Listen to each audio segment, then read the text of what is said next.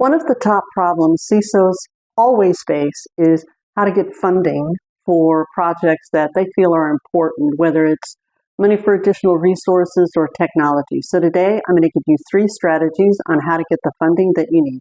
So stay tuned and we'll jump right into this. Welcome back to the podcast. So today we're going to talk about 3 strategies to help CISOs get the funding that they need. I always take a minute up front and say thank you for stopping by and consuming the content, no matter what platform you're listening or watching this on. Please be sure to subscribe, that always helps, and hit the notification bell so that you can get notified when I drop the next podcast. I'm trying to do these twice a week, so that way you won't miss one. Now, let's get to today's topic, how to get the funding that you need. So this is the struggle CISOs always face, and I hear this all the time. So I'm going to give you 3 quick strategies to overcome this hurdle. The first one you might not think about, but it's really, really important, and that is understand what the financial limitations are for the company.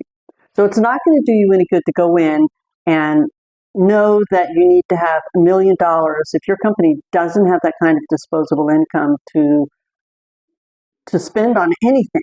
If they're really strapped for funding, or if you're in a government agency and funding is really tight, asking for that amount of money can be very, very difficult to get.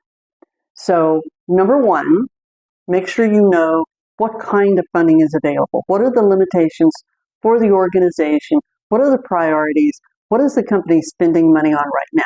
In order to do that, you're going to have some conversations. You're going to have to build some bridges. You're going to have to talk to leadership, and you're going to have to build some collaboration so that you're going to get some good information in this area. So that's number 1. So you kind of have an idea of how much you could ask for to begin with. Secondly, let's say that you are asking for a substantial amount of money. Let's keep it around $1 million that you need for a massive infrastructure improvement. Let's say that's what you need. And so you know that the company doesn't have $1 million to just write you a check. But you still have this problem. You still need this to get resolved. So my second strategy is to have multiple options in your recommendations. So when you go in front of the board, you're going to be talking about a risk to the organization. This isn't just we need to update because things are getting out of date. That might work, but often organizations, especially if they're tight on funding, spending funds to update something just to update it is not really going to be a good motivator. And you want a good motivator. You want to have the right motivation so that they understand that this is important, not for any egotistical or just because, but that it represents a risk to them. It represents a risk to the organization.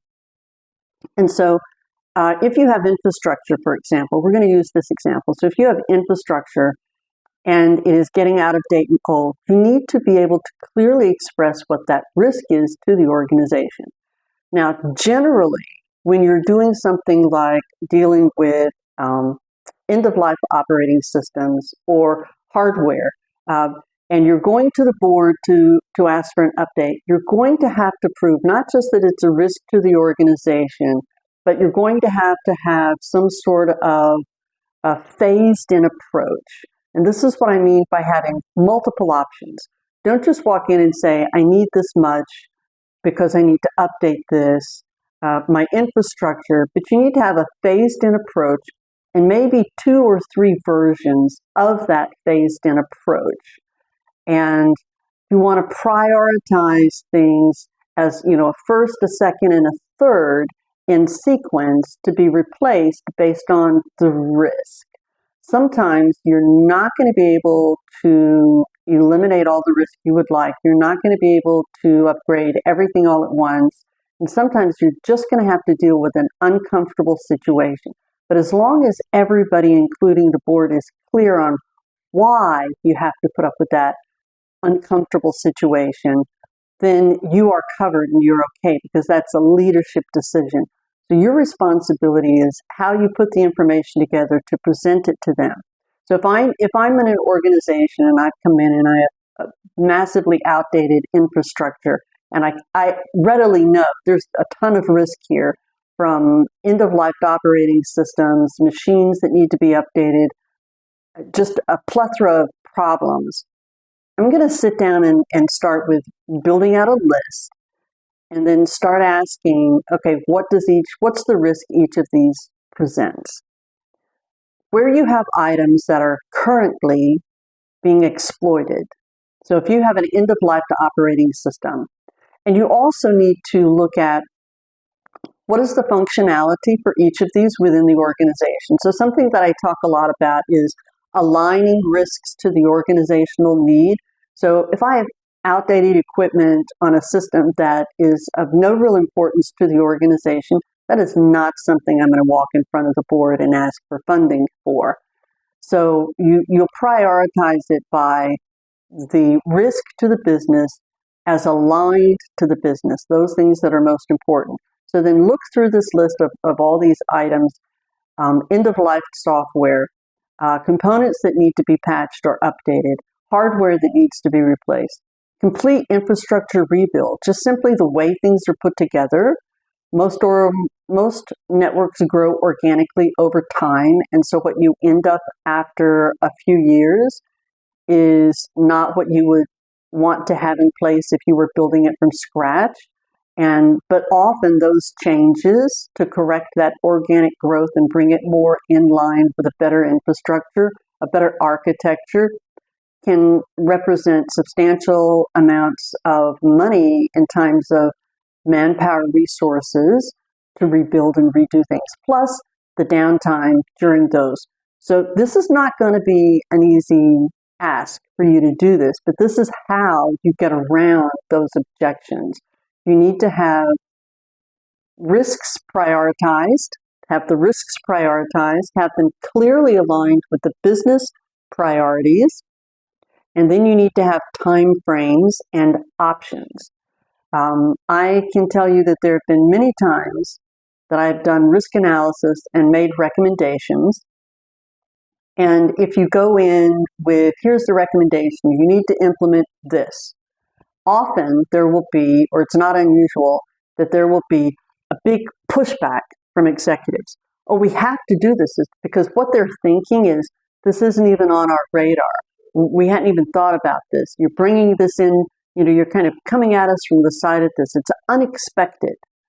But in order to get approval, you need to build the expectation so that they're not surprised and that they understand that this is clearly a risk to something critical to the business. The business cannot continue if this fails, and the risk is that this will fail, whether it is from poor architecture design, which means processing and systems or applications or databases and so forth that are just overwhelmed and can't keep up with the load. So you're talking about capacity, or you're talking about things that are already being hacked in the wild. It just hasn't happened to you yet.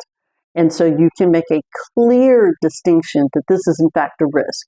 Not that it's a likelihood of something that could happen, but nobody else is really experiencing it. But we're being forward thinking. No. When you're trying to get the funding for those large ticket items, it needs to be urgent and something that is pressing. And the way to do that is by linking it to the organization so that some function or key business function or capability or data flow with funds attached, income coming in streams, if those data flows, the infrastructure supporting it, the technology supporting that, if that is failed or hacked or goes down over a period of time, then that's a clear risk on the financial side to the business. If it is key functions that the business has to provide in order to, stay relevant or stay in business, if you had, for example, a phone system that's failing, so clients can't reach you and they don't get to, you see, it's all about the technology and the capacity and the resilience that's built into the system. So when you have a large infrastructure in our example, a large infrastructure that needs to be updated, instead of going in with $1 million, you probably want to, well, you do want to phase it out and do the highest risk prioritize first. And even if that first item on your list is still too expensive for the organization to do all at once, you'll have to break it down as well. You'll have to think about what are phased-in approaches that I can do. How can I minimize risk? And sometimes you just have to be creative about how to do that until you can get the funding. And I hate to say it, but sometimes an organization just won't respond until something's actually failed. So you need to be prepared for those situations. In other words, you need to have prepped them and briefed them and reported already to them that this is an issue, and I understand we can't fix it now, but just be advised, I've informed you this is an issue. These are my recommendations. These are how we might be able to do it. And sometimes it might mean the organization, in order to give you what you want, they might have to reprioritize something else. So again, that collaboration within the organization is really important when you're trying to get those big ticket dollars to upgrade something. And again, that comes back to, if these are all aligned with business needs, then you should be able to build that collaboration because you're talking to the stakeholders who are most likely to be impacted. And you are their champion to make sure that the technology is in place so that they succeed. And that is your role in these collaborative conversations.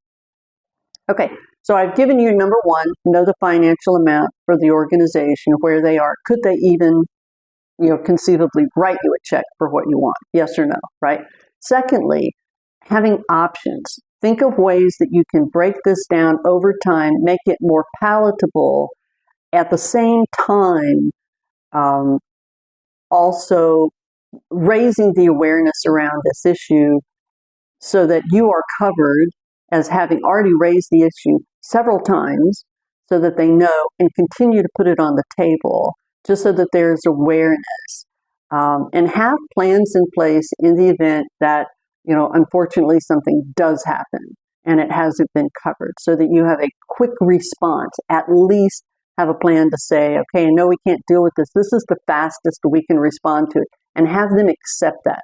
Have that accepted. And then I think the third thing is kind of buried in there, which is you have to align all of this to the business priorities, whatever that is, whether it's a key function, a data flow that's critical to them, whether it be the process of incoming funds or calls from clients, whatever it is, but making sure that any risk and funding that you're asking for is aligned sufficiently.